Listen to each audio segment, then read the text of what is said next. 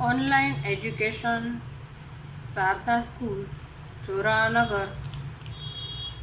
विषय हिंदी धोरण 7 काव्य बीजू। तब याद तुम्हारी आती है। प्रकृति के सुंदर रूपों में सुबह के ताजगी भरे दृश्य बड़े प्यारे लगते हैं।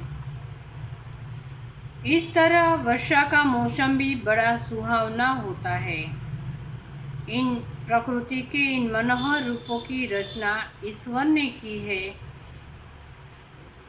इसलिए हमें और कवि को भी ईश्वर की याद आती है। चलो हम देखें कविता और उसके सरल अर्थ को भी समझेंगे।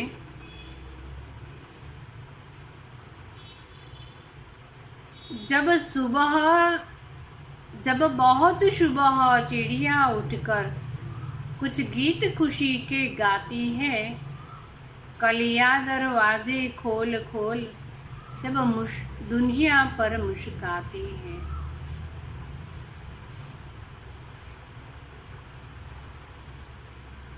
खुशबू की लहरें जब घर से बाहर दौड़ लगाती है,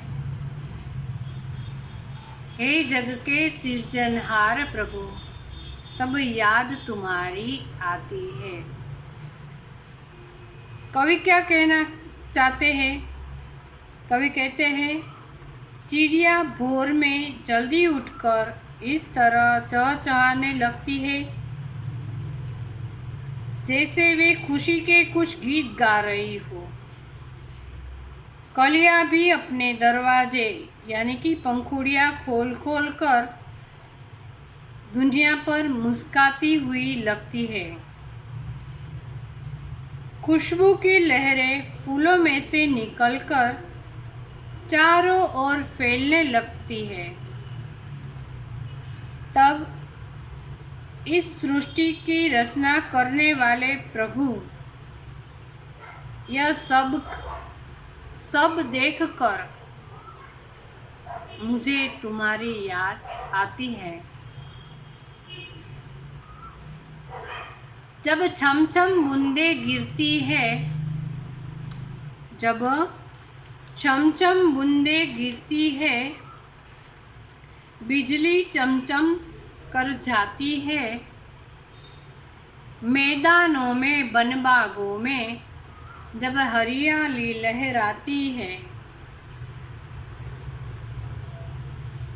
जब ठंडी ठंडी हवा कहाँ से, जब ठंडी ठंडी हवा कहीं से मस्ती ढोकर लाती है, हे जग के सृजनहार प्रभु, तब याद तुम्हारी आती है। कवि क्या कहना चाहते हैं?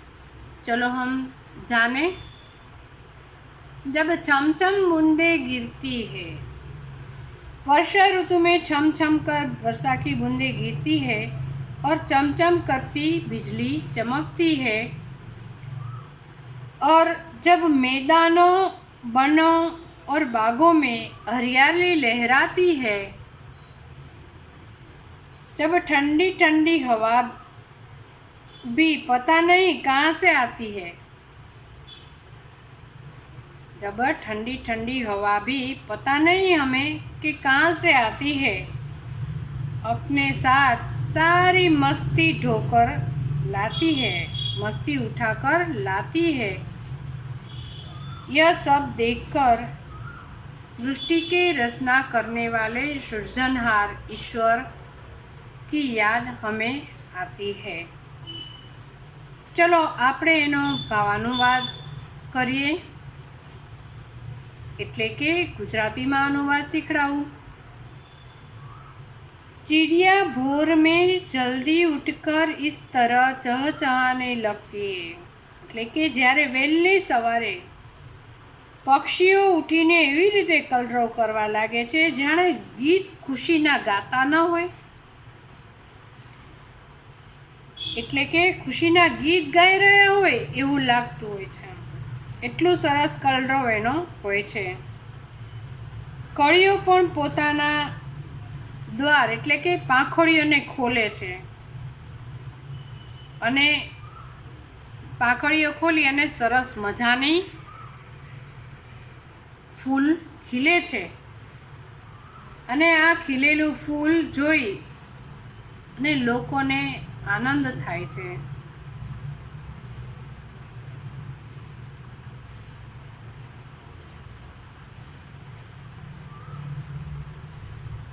જ્યારે એની સુગંધની લહેરો ફૂલોમાંથી નીકળી અને ચારે બાજુ ફેલાવા લાગે છે ત્યારે આ બધું જોઈ અને આપણને જે સૃષ્ટિની રચના કરનાર છે, પ્રભુ છે, જે ઈશ્વર છે, એની યાદ આપણને આવે છે.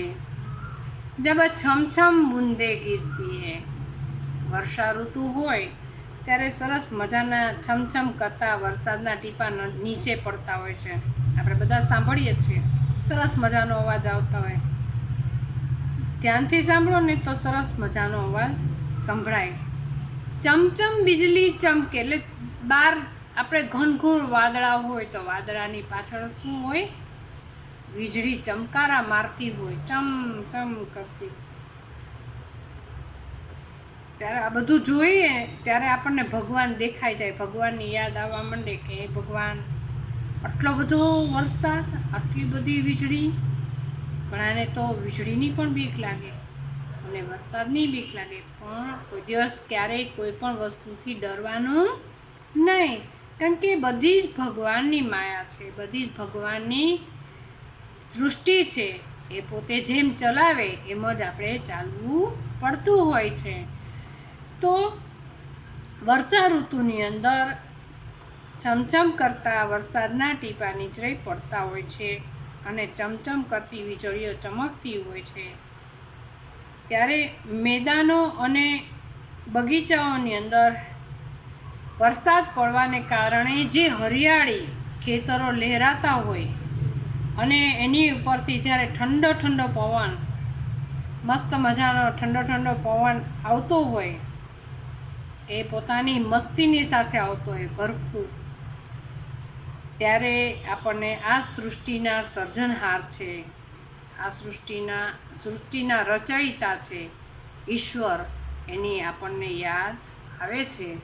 આમ કવિ પણ એ જ કહેવા માગે છે કે હે પ્રભુ, મને આ બધું જોતા, આ સૃષ્ટિની આ રચના જોતા મને તમારી ખૂબ જ યાદ આવે છે. હે પ્રભુ, સર્વનું કલ્યાણ કરો, સર્વનું મંગલ કરો.